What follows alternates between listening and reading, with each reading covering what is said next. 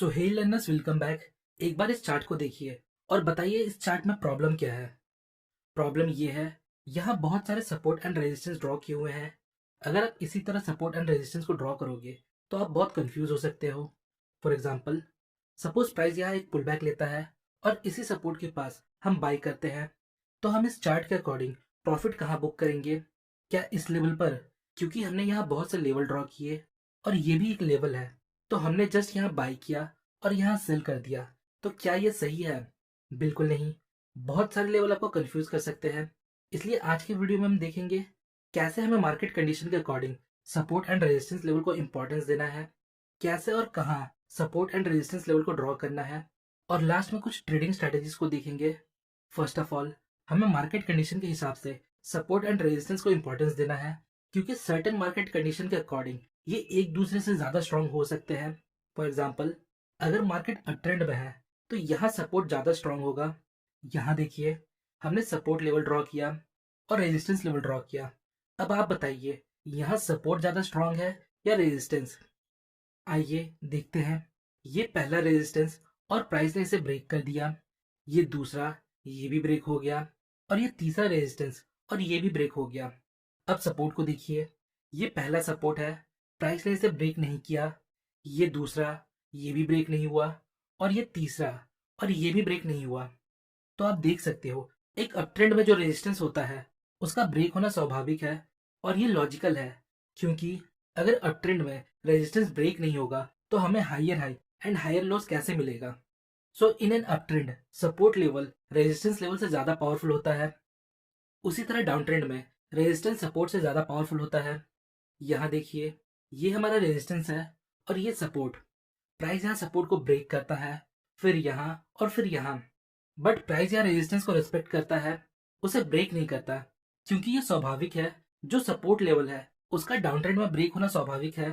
तभी हमें lower low and lower highs का फॉर्मेशन मिलेगा, और lower low and lower high का फॉर्मेशन मतलब डाउन ट्रेंड। ये हम सभी को पता है। So in and down trend resistance is more powerful than support. So now the question is, हमें support and resistance level draw कैसे करना है? यहाँ देखिए, मार्केट अभी अप ट्रेंड में है, तो अप ट्रेंड के समय हमें सपोर्ट को ज्यादा अटेंशन देना है। सो हमें यहाँ सपोर्ट लेवल ड्रॉ करना है। तो इसके लिए हमें मोस्ट रीसेंट स्विंग को देखना होगा। तो ये एक स्विंग पॉइंट है और ये एक स्विंग है और ये भी है। तो हमें रिसेंट के दो स्विंग पॉइंट को देखना है, जो ये पॉइंट्स हैं।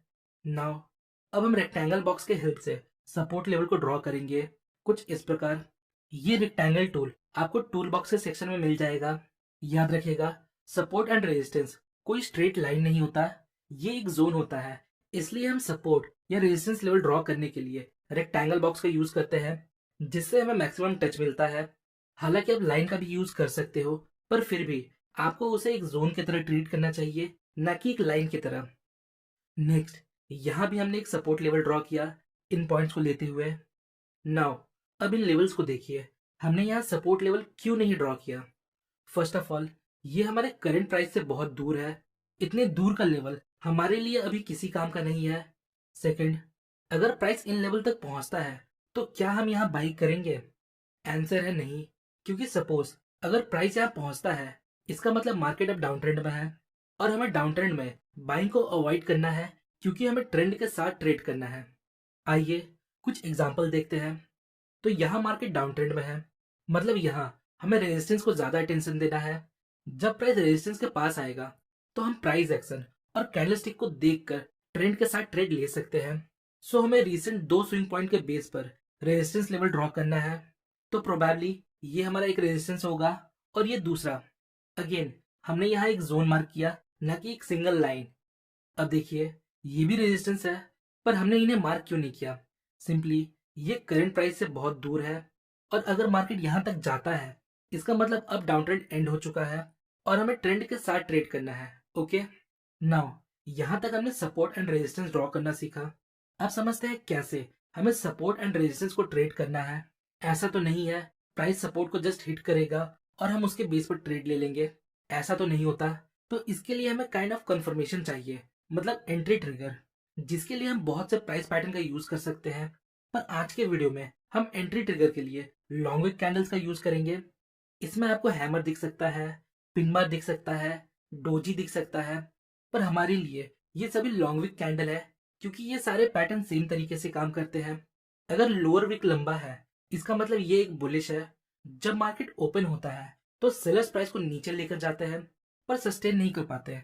देन फाइनली बायर्स प्राइस को कंट्रोल करते हुए ऊपर लेकर जाते हैं और ओपनिंग के आसपास क्लोजिंग देते हैं। So at the end of these type of candles हमें एक बाइंग प्रेशर देखने को मिलता है। और इन पैटर्न्स को कभी भी और कहीं भी नहीं देखना, इन्हें हमें सपोर्ट या डिमांड लेवल के पास देखना है। नेक्स्ट, अगर कैंडल का अपर विक लंबा है और बॉडी छोटा है और लोअर विक ना के बराबर है, तो ये एक बेरिश कैंडलस्टिक है। मार्केट के ओपन होते ही बायर्स प्राइस को ऊपर लेकर जाते हैं पर सस्टेन नहीं कर पाते हैं। देन फाइनली सेलर्स उस टाइम पीरियड में डोमिनेट करते हुए प्राइस को नीचे लेकर आते हैं और क्लोजिंग देते हैं। So at the end of these type of candles हमें एक सेलिंग प्रेशर देखने को मिलता है। और इस प्रकार के कैंडल्स को हमें रेजिस्टेंस लेवल या सप्लाई जोन के पास इंपॉर्टेंस देना है। आइए कुछ एग्जांपल देखते हैं। यहाँ देखिए, मार्केट अप ट्रेंड में है। नेक्स्ट, यहाँ हमने सपोर्ट लेवल को ड्रॉ किया।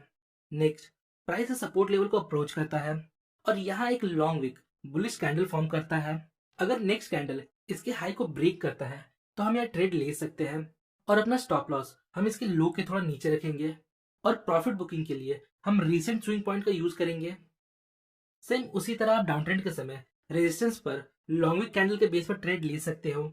नाउ अब बात करते हैं रेंज मार्केट का, कि अगर करंट टाइम फ्रेम में मार्केट रेंज में है तो क्या हमें सपोर्ट पर बाई करना चाहिए या रेजिस्टेंस पर सेल। देखिए, अगर करंट टाइम फ्रेम में मार्केट रेंज में है तो हमें बिगर टाइम फ्रेम को देखना है। अगर बिगर टाइम फ्रेम में मार्केट अप ट्रेंड में है तो हमें करंट टाइम फ्रेम के रेंजिंग मार्केट में सपोर्ट पर बाइंग ट्रेड्स को फाइंड करना चाहिए, जिसके लिए हम अगेन लॉन्ग विक कैंडल का यूज कर सकते हैं। और अगर बिग टाइम फ्रेम में मार्केट डाउन ट्रेंड में है तो हम करंट टाइम फ्रेम के रेंज मार्केट में रेजिस्टेंस के पास सेलिंग अपॉर्चुनिटीज को फाइंड कर सकते हैं। फॉर एग्जांपल, यहाँ मार्केट रेंज में है, हम कंफ्यूज्ड है यहाँ रेजिस्टेंस पर सेल करें या सपोर्ट पर लॉन्ग ट्रेड लें। नेक्स्ट, हम बिग टाइम फ्रेम को देखते हैं। यहाँ बिग टाइम फ्रेम में मार्केट डाउन ट्रेंड में है, मतलब हमें करंट टाइम फ्रेम में रेजिस्टेंस के बाद सेलिंग अपॉर्चुनिटीज को फाइंड करना है और इस प्रकार हम बड़े टाइम फ्रेम के ट्रेंड को फॉलो करके ट्रेड ले सकते हैं। तो कुछ इस प्रकार आप सपोर्ट एंड रेजिस्टेंस को ड्रॉ कर सकते हो और उसके बेस पर ट्रेड ले सकते हो। सो होपफुली गाइस आपको इस वीडियो से थोड़ी इन्फॉर्मेशन मिली होगी। अगर आपको वीडियो इन्फॉर्मेटिव लगी तो वीडियो को लाइक और चैनल को सब्सक्राइब जरूर करें। मिलते हैं नेक्स्ट वीडियो में, तब तक के लिए best of luck for your stock journey.